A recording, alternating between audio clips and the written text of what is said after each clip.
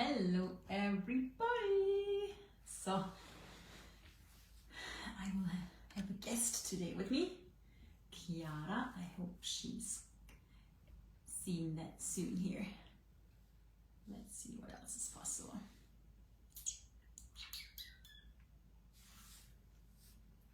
It's always like fun to see what technology does when you start something.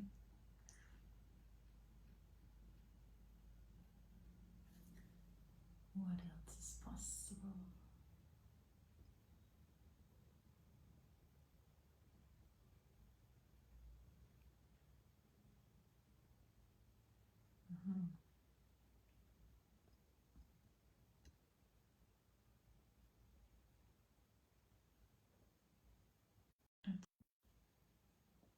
Yes.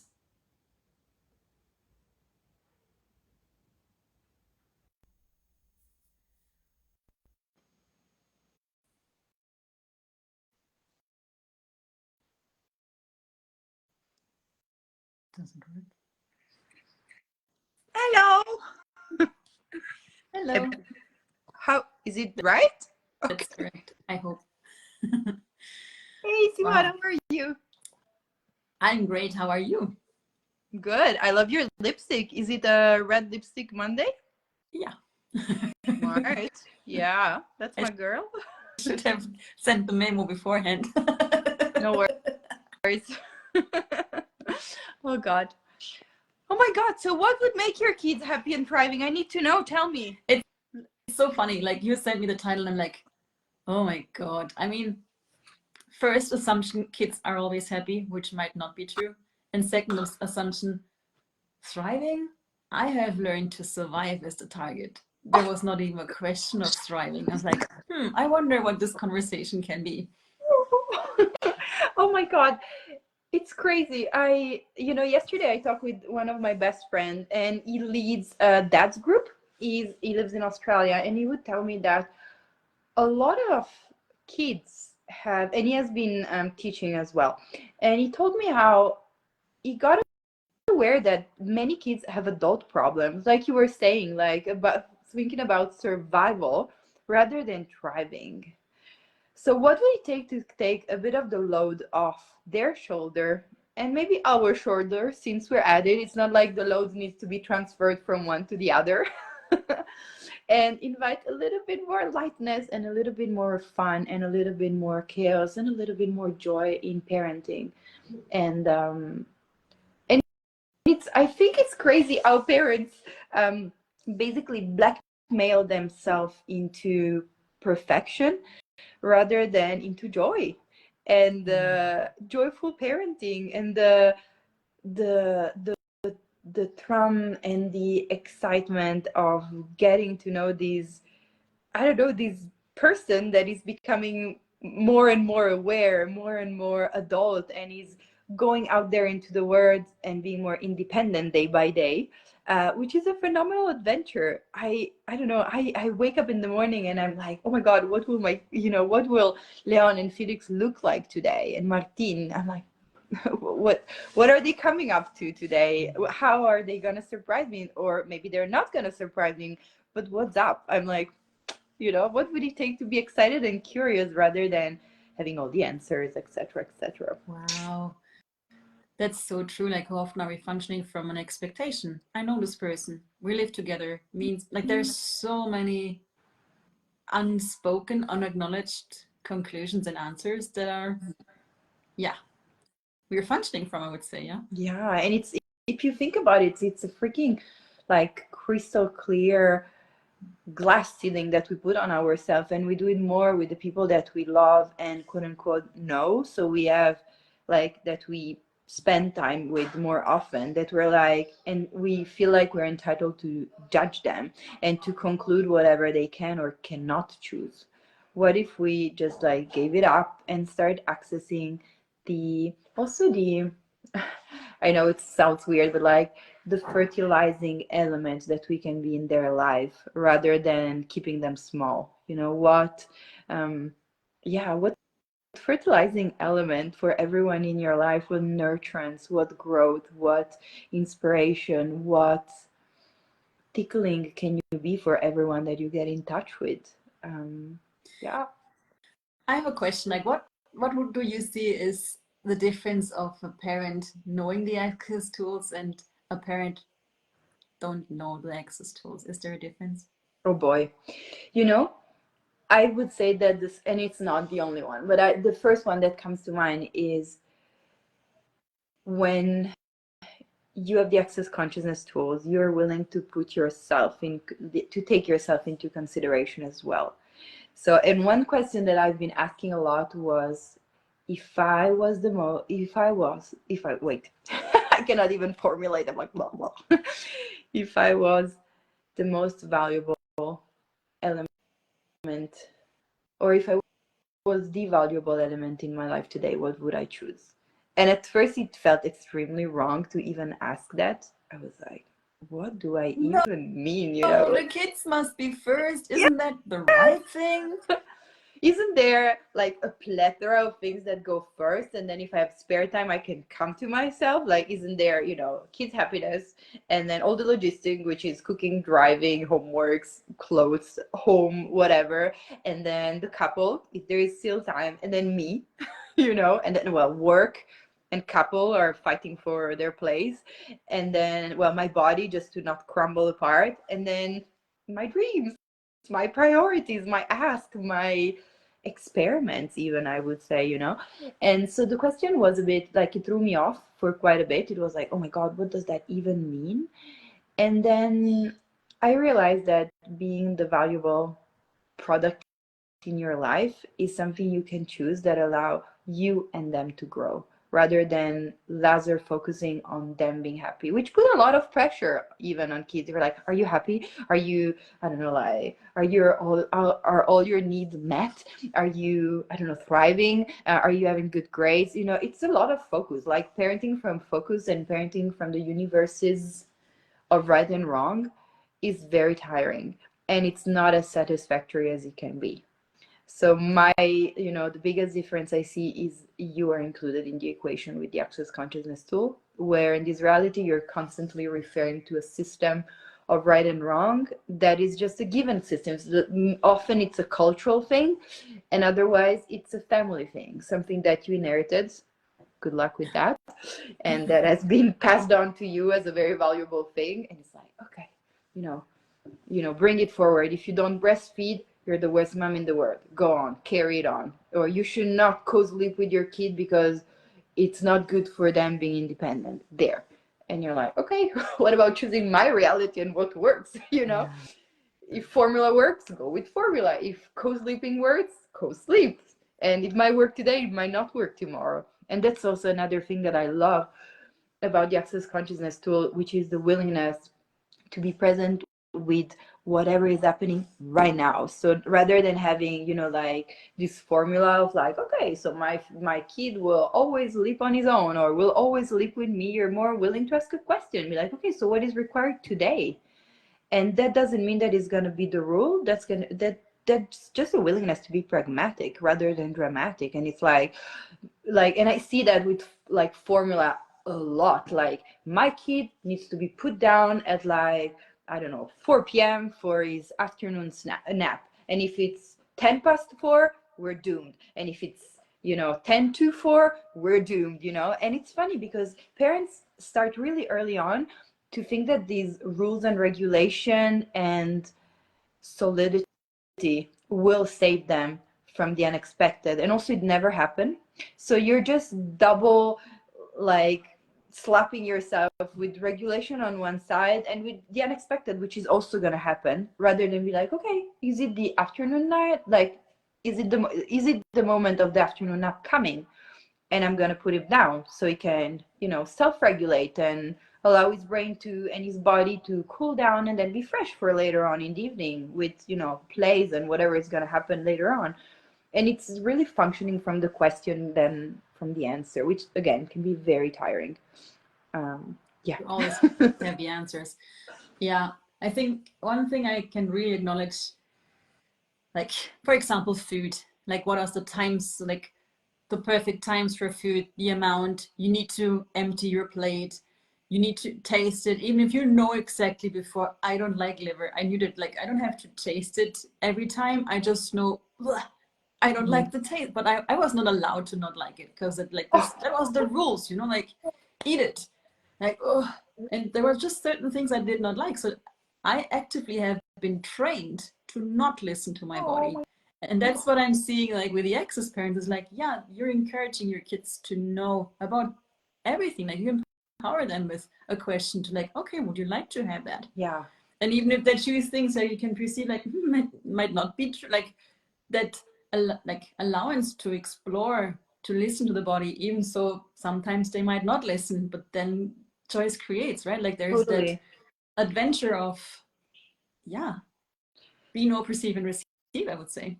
Totally. And also even allow them to let them quote unquote fail. Like I see that like for food, I love the conversation. We're also a family that cooks a lot and really like to experiment and eat out and try new things, etc. But I noticed that it is much more effective to allow them to have their reality and then tweak things from there rather than impose yours. Like I have never, and I was a very stubborn kid.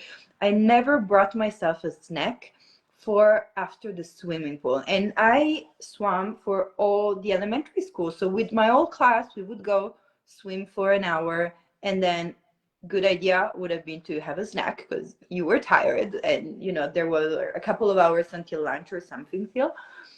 And I never did. And I remember that I also know that in some things I am slow and stubborn and and my mom would be like, can't you just throw 3 package of crackers and forget them there so you have them just in case? And I would fiercely be against that. And I had to have the experience for 5 years of elementary school of being like, oh my God, I want to eat anything because I'm so hungry. And then changing it at one point whenever it was working for me. I was the only one suffering from my choices, but that was okay. My mom never imposed it. She would advise me and she would be like, girl, if you're like if you're hungry and you have 1 hour and a half left till lunch, maybe, you know, just, but rather than putting the snack in my bag, she'd be like, but it's your choice, here are the crackers, you just need to do this, and put them in the backpack. You're not okay, you will do it when that works for you, or you will train your body to endure being angry for a couple of hours and then you're gonna eat. Yeah. And I And like remember I was that. like, and how much did your body enjoy the space? But no one Totally. really gave that like possibility. Totally. And actually it was really cool because also I realized that my mom had a very busy work schedule at the time. So she'd buy a lot of snacks, but not cook like a sandwich or something. She'd be like, I am not touching food at 7 a.m. in the morning. I love you, but I'm happy to buy you whatever you like, but I'm not gonna do like make a sandwich for you. And in doing so, I remember that after the swimming pool, I'd be like, oh my God, I have no snacks. Can I have a bite of your sandwich? Can I have, one of your strawberries? And I would actually sample things from all of my classmates. And it was amazing because then when I remember, and it was never on swimming pool day, to bring my snacks, my classmates were super happy because they were, I don't know, yummy snacks. But I really like sampling other people's snacks rather than mine. Like when it's yours, you don't care too much. When it's someone else, you're like, oh my God, she put mayo on the sandwich. Oh, that's smart, and be I like, can so perceive you being so curious and willing to receive and willing to ask, and everyone like, sure, like, oh, this is so beautiful. yeah. And I remember it could have been very wrong. Like I could have judged myself very much, but it was also it's the way we learn. And if you're like, what would it take for us to be willing to like also step back and allow our kids to have their own reality and build their own reality rather than stepping constantly in to check in whether they're happy or not? And I would say, and we're going to explore that more of course in the upcoming classes, but like, what gift are you being that you're not allowing yourself to be fully, that would allow your kids to be happy and thrive? What if including you in the equation is a gift and a possibility that they're screaming for? Hmm. even though they might not have the words to say it, you know. I'm so curious, like, what this intro class will be that you facilitate on the 6th of February. There will be translation, so, but please, guys, if you want to have this conversation in a different language, please reach out and register. Like, that's always like, things get created from a choice, not from a maybe. So, my point of view. Totally. Please join. There is also going to be a manual. You can bring all of your questions. There's going to be the recording. And I'm very happy that we have different languages participating to that, because what inspiration can our cultures be, rather than inspiring ourselves into limitation and be like, oh my God, you don't know, you know, Italian parents are the worst. We do this and this, and Portuguese parents, oh my God, you don't even, and we do this and that, and German parent. Rather than that, what upward spiral of inspiration and consciousness and greatness can we be for one another. And that's really the gift of international classes. I'm really looking forward to have different yummy conversation and acknowledge what our culture can inspire us to, that we don't need necessarily to follow, but be like, you know. And I guess like that cultural things that are sometimes so ingrained that you don't even think that's a cultural thing. I remember go ahead. I remember I had a colleague and he was Italian, and he always shared his fruits, and that seems to be an Italian thing to just share, like whatever, like, and I don't even like fruits, but every time he offered a piece of apple, it was the most delicious thing, because it was from that energy of, hey, like, I cannot even put a word to it. It was just like, and that I noticed way before Access, like there is a different, and I saw it with you and Danila, like, wow, it seems to be in Italian a total natural. Well, it's funny because, as you said, it's really like sharing fruit at the end of the lunch or dinner is something that there is always, I would say, 1 or 2 or 3 people at the table that love, like, I love managing a knife. And so usually it's like, oh, does anybody like, you know, a pear or apple or something, or orange? And I just get the fruit and I start peeling it off, and like, and there's always someone that want to eat it. So it's like, okay, do you want some pear, etc. And so it is very common. I remember that the dad of one of my boyfriend, when I was in high school, I was eating at their house lunch, and he started peeling off fruit and offering, and I was like, I realized that it was a very common thing to do, that my mom would do it as well. And I remember thinking, oh, all family must do that, to, you know, peel the fruit at the end of the lunch or dinner and offer it. And I'm taking it, even though it's the first time I'm meeting the parents, they're offering me fruit, you know, from their end to me, and it's normal, and I'm taking it as if it was my mom or my grandma or something. And, you know, I was looking at something when I was living in Australia. It was a very small village, but I was loving the independence that kids were invited to in going alone at school. In Italy, and especially in cities, but also in towns, is not as common. There is still the idea of the mom or the dad driving the kids in front of the school, even when it's not necessary. Like, it's not like a big town, or it's not like, you know, high criminality place or something. And I remember that I love, for like, when my time in Austria and in Germany living there, I was like, that is so cool. Like, I see these small kids with their backpack, and they go, you know, they go together and they cross the roads and they look, and they, you know, they own their going to the school. They own it. They start owning it and being independent with it early on. And I'm really admired by it. I'm like, that's amazing. So, Cool. So yeah, let's inspire one another. And yeah, let's go. I have a bit of inspiration. I've been living here and there, so maybe I can, even though I'm Italian, I can even pull out some snippets from different places. That's so cool. Thank you so much for being the mom of this conversation. They always make me so happy and like, can't wait to see where we go. So please come and join 6th of February. It's going to be a 2 hours conversation. So with a break, no worries. With the manual, all your questions are invited. Let's go. Let's see where we can go. And really have a look. Like, it's not about to become better or perfect. It's really like, where are you curious of what else might be possible? Like, so in parenting or with your kids, or sometimes it's just like, you don't even think that there might be a different possibility. Like, just, what if you just give it a try and look what you can receive from it? So Totally. yeah. Yeah. New tools. Thank you so much, Chiara. Thanks Thank everyone you. for watching. Bye. Bye, Simon.